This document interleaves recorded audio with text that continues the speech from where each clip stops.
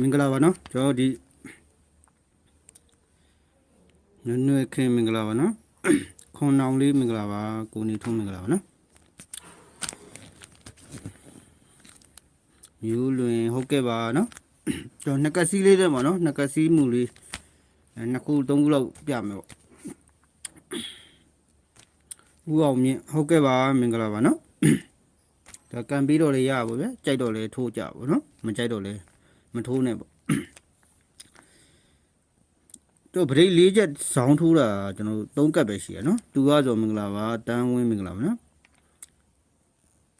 ဒီမှာဗရိတ်ခွန်၄ချက်ပေါ့နော်ဇောင်းထိုးတယ်ပေါ့ဒါပထမကပ်ပေါ့နော်အောင်မူပိုင်းမင်္ဂလာပါနော်လေးမင်္ဂလာဦးမျိုးကြီးမင်္ဂလာပါနော်ဒီမှာပြီးရင်ကျွန်တော်ရီရှစ်ဗရိတ်ပေါ့နော်ရှစ်ဗရိတ်၄ကဒီမှာဇောင်းပြန်ထိုး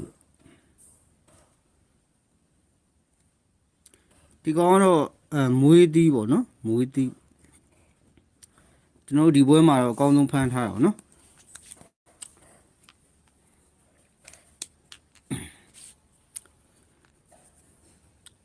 မားရကြတက်လာပြီอ่ะ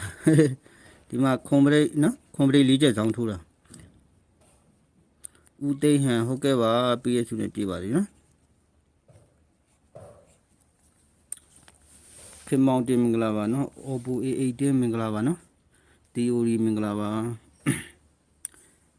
ကံပီမင်္ဂလာပါနော်မီနိုင်မင်္ဂလာပါဗျ6303ကတော့မိန်းမဲလीနော်ဒါကကျွန်တော်တို့နောက်ထပ်ဒါနှစ်ကစီးကြိုက်တဲ့လူတွေထိုးအောင်နော်ကြည်ဝင်းပေါကနန်း6303တင်ပေးထားတယ်လို့6303ကဘက်ဘက်ကကြိုက်တယ်လေမိန်းကွက်ပဲလေ